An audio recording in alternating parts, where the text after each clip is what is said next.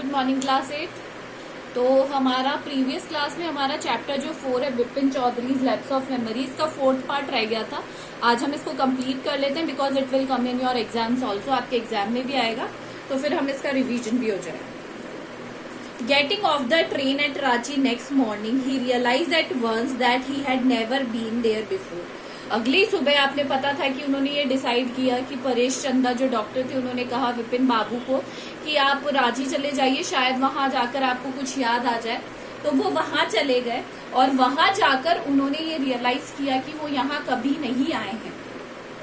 He came out of the station, वो station से बाहर आए, टुक अ टैक्सी, एक टैक्सी ली उन्होंने and drove around the town for a while. और थोड़ी देर पूरे टाउन में ऐसे ही घूमते रहे है ना गाड़ी में।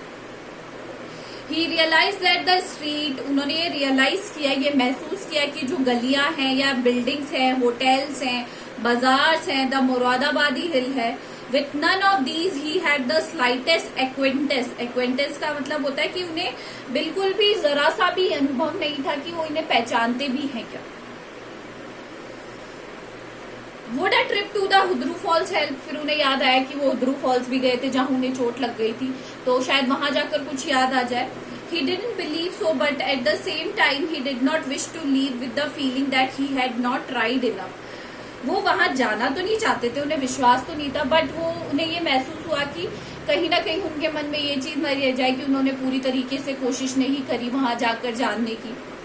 इसलिए उन्होंने एक कार की व्यवस्था की। So he arrange for a car and left for the Hudru in the afternoon, और दोपहर के लिए हुद्रू निकल गए।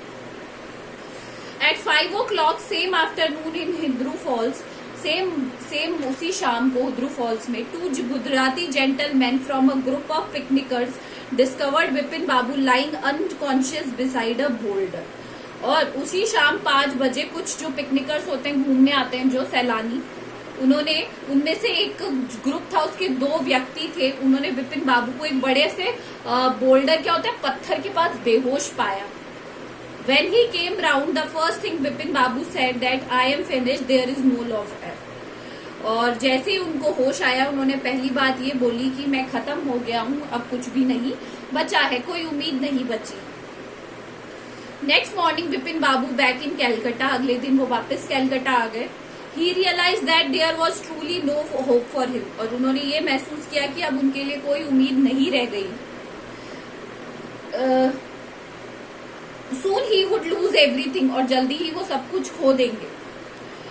His will to work, उनकी काम करने की इच्छा, उनका कॉन्फिडेंस, his ability, उनकी योग्यताएं, his balance of mind, जो उनका दिमागी संतुलन है वो भी। Was he going to end up in the asylum?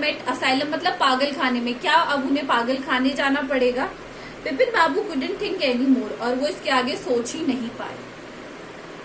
Back home वापस आने के बाद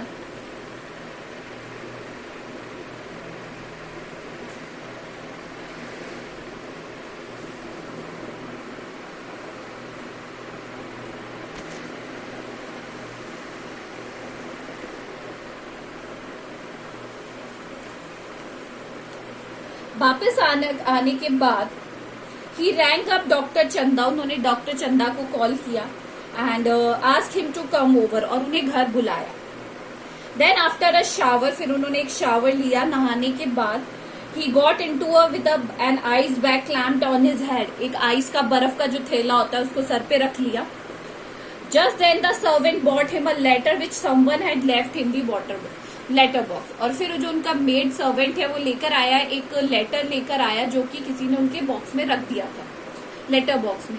अ greenish envelope with his name in red ink on it, green colour का एनवेलप था और लाल शाही से उसके ऊपर उनका नाम लिखा हुआ था। Above the name it is said urgent and confidential, और उस पर लिखा हुआ था अर्जेंट और आवश्यक और गोपनीय, कॉन्फिडेंशियल मतलब किसी और के साथ शेयर नहीं करना है।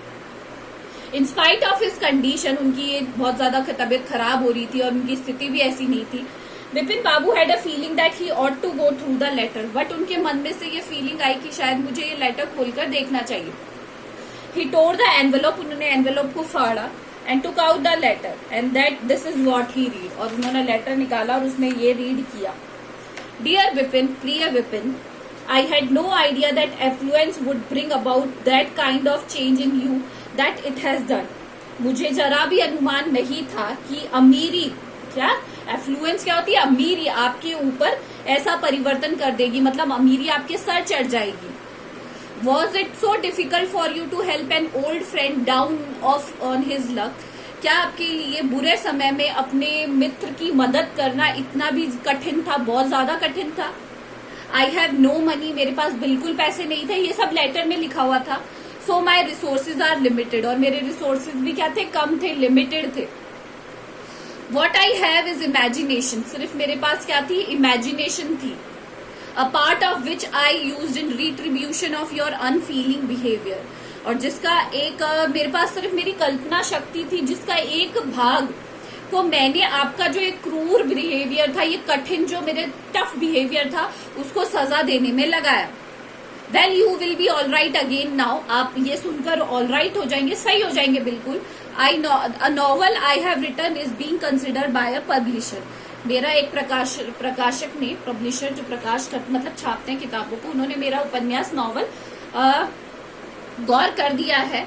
If he likes it enough he will see me through the next few months, और उन्हें ये काफी पसंद आएगा, और शायद मुझे कुछ महीनों का सहारा भी मिल जाएगा, मतलब मुझे मेरा थोड़ा बहुत हेल्प मिल जाएगी फाइनेंशियली। योर्स चुन्नीलाल। चुन्नीलाल।